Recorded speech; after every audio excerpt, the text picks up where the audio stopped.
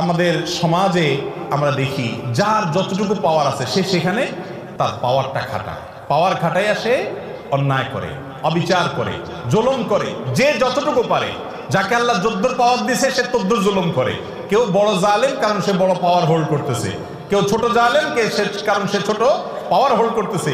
দুনিয়াতে যদি কেউ কারোর প্রতি জুলুম করে, এর বিচার আল্লাহ তাআলা আখিরাতে তো করবেনই। আয-যুলমু যুলুমাতুন ইয়াওমাল কিয়ামা, কিয়ামতের দিন দুনিয়ার এক একটা জুলুম বহুমুখী অন্ধকার হয়ে মানুষের কাছে হাজির হবে। কোন আলো সে দেখতে পাবে না, বিপদ তার সামনে আসবে। আর আল্লাহ লানাতুল্লাহি আলা যালিমিন তো আছেই। এত কিছুর পরেও মানুষের প্রতি যদি আপনি অবিচার করেন, জুলুম করেন, দুনিয়াতে আল্লাহ নগদ শাস্তি দেন।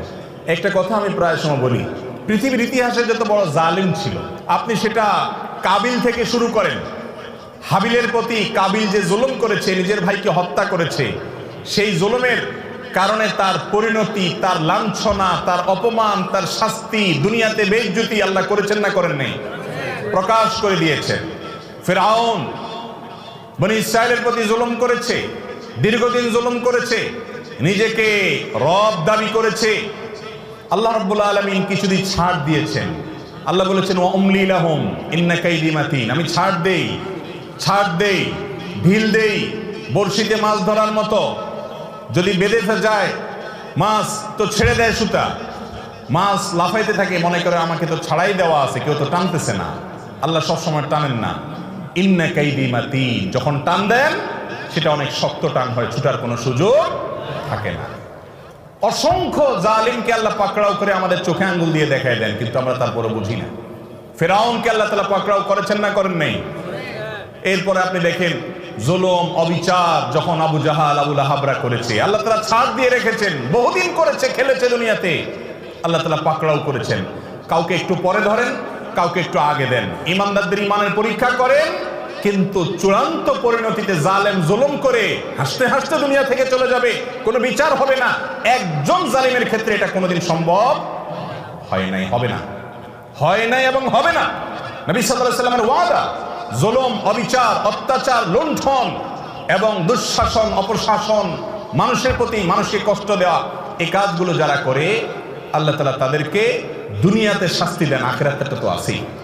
আপনি অবিচার করছেন, আপনি কষ্ট দিচ্ছেন, অন্যায় আচরণ করছেন, গায়ের জোর দেখাচ্ছেন, বন্ধু কয়েকজন মিলে গেছে, শরীরে ভাব চলে আসছে। এই ভাবের চোটে যৌবন কাল থেকে কত রিক্সাওয়ালা, কত চা দোকানদার, কত বাস কন্ট্রাক্টর, কত কাজের মানুষ, কত গরিব মানুষ, কত দুর্বল, কত অসহায়, কত মানুষকে ধমক দিয়েছেন, ধাক্কা দিয়েছেন, চোখ রাঙিয়েছেন, অপরাধ করেছেন, জুলুম করেছেন, গায়ের জোর দেখিয়েছেন। সবগুলো হিস্ট্রি যদি একত্র করা হয় তো দেখবেন আমল নামার ভিতরে হাজার হাজার জুলুম ভরে আছে। ঠিক না বেঠিক? জটিল একটা বিষয়, জটিল একটা বিষয়। ভাইরে, ইমানদারকে আল্লাহ রাব্বুল আলামিন বান্দার হকের ব্যাপারে অনেক সাবধান হতে বলছেন, অনেক সাবধান, অনেক সাবধান। আপনি আল্লাহর 10টা হুকুমের নাফরমানি করেছেন, মাপ চেয়ে ক্ষমা পাবেন আশা করা যায়। একজন অসহায় মানুষের প্রতি জুলুম করেছেন, ধাক্কা দিয়েছেন, এটা মাপ পাবেন কিনা কিয়ামতের ময়দানে এই আশা খুবই ক্ষীণ। কারণ এটা আল্লাহর আদালতে আল্লাহ নিজে বিচার করবেন না, এটা চলে যাবে বান্দার কাছে। বান্দার কাছে আল্লাহ পাঠিয়ে দিবেন, সে কি বলে দেখো। আর সেদিন এমন একটা ব্যাপার হবে, একজন সাধারণ রিক্সাওয়ালাকে অযথা একটা ধাক্কা দিছেন, 5টা টাকা গায়ের জোরে কম দিছেন তর্কাতর্কি করার কারণে, ধমক দিয়ে একটা মানুষকে অবিচার করেছেন। সেদিন কিন্তু ওই রিক্সাওয়ালাকে যদি বলেন মামু বুঝি নাই, তখন অহংকারের চোটে করে ফেলছি, আজকে মাফ করে দাও, পাও ধরলেও কিন্তু মামু সেদিন মাফ করবে না। কারণ সেদিন সবাই ইয়া নফসি, ইয়া নফসি, শুধু আমল দরকার। একটা সওয়াব পেলে একটা কদম আগায় গেল, জাহান্নাম থেকে সরে গেল। ইয়াউমা ইয়াফিরুল মারউ মিন আখিহি ওয়া উম্মিহি ওয়া আবিহি, সেদিন বাপ থেকে, ভাই থেকে, স্ত্রী থেকে, একে অন্য থেকে পলায়ন করবে, সবাই ইয়া নফসি, ইয়া নফসি করবে, কেউ কাউকে ছাড়বে না। এই জন্য জুলুমের সমস্ত মামলা দুনিয়াতে সেটাকে ভ্যানিশ করে, ফিনিশ করে, নিষ্পত্তি করে তারপরে যেতে হবে ইনশাআল্লাহ। কারোর প্রতি জুলুম করবো না তো ইনশাআল্লাহ। যদি কখনো হয়ে যায়, মাপ চাওয়া শিখতে হবে। ইমানদারের একটা বড় গুণ হলো মাপ চাওয়া, বারবার মাপ চাইতে হবে। রিপিটেডলি মাপ চাইতে হবে। রাস্তায় একজন লোকের সাথে বেয়াদবি করে ফেলেছেন, দোকানদার সাথে বেয়াদবি করেছেন, পরে আপনার ইমানের চেতনা জাগ্রত হয়েছে, কাজটা তো ভালো করি নাই, আমি তো মানুষটার প্রতি অবিচার করেছি। একা একা যান, যা মাপ চাই আসেন। বন্ধুদের সামনে যদি তার সাথে বেয়াদবি করেন, বন্ধুদের সামনে মাপ চাইবেন এবং নিজেকে ছোট করবেন, নিচের দিকে তাকিয়ে থাকবেন।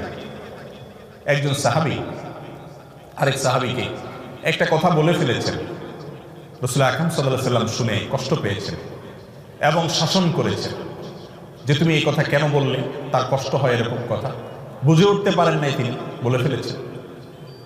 সাথে সাথে তার ভাইয়ের কাছে তিনি মাপ চেয়েছেন। এমন মাপ চাওয়া যে মাপ না দিয়ে উপায় নেই। এ হলো মুসলমান। তাহলে কারোর প্রতি জুলুম করবো না তো ইনশাআল্লাহ, এগুলোর জন্য তওবা করবো তো ইনশাআল্লাহ। মনে রাখবো, একটি আচরণ খারাপ হবে, আল্লাহর কাছে পাকড়াও হবে। বারবার বলছি, ইমানদারের জন্য করণীয় কাজ, আপনি ইবাদত গুজার করলেন, জিকির আজকার, ওয়াজ শুনলেন, ওয়াজ করলেন, তেলাওয়াত করলেন, দান সদকা করলেন, এগুলো ভালো কাজ করেন, কিন্তু আপনার দ্বারা উল্টাপাল্টা কি হচ্ছে, অপরাধ কি হচ্ছে, এটা খেয়াল করেন। বহু নামাজি মানুষ আছে দেখবেন, নামাজ কালাম পড়ে, দায়টাই সবই আছে, কিন্তু আইন ঠেলে ঠিকই। তাইলে এই লোকটা বুঝতেই আসে না যে দিনদারি কি। তার নামাজ কালাম তাকে জান্নাতে নিবে না, সে জানে না। সে জানে না বান্দার হক আল্লাহর হকের চাইতে অনেক ক্রিটিক্যাল, অনেক রিস্কি, এটার জন্য পার পাওয়া খুব কঠিন। এই আইল ঠেলার কারণে তার নামাজে তাকে জান্নাতে নিতে পারবে না, কুলাবে না। এই জন্য আল্লাহর হকের পাশাপাশি বান্দার হকের উপরে সচেতন হওয়া, কোনো মানুষকে জুলুম না করা।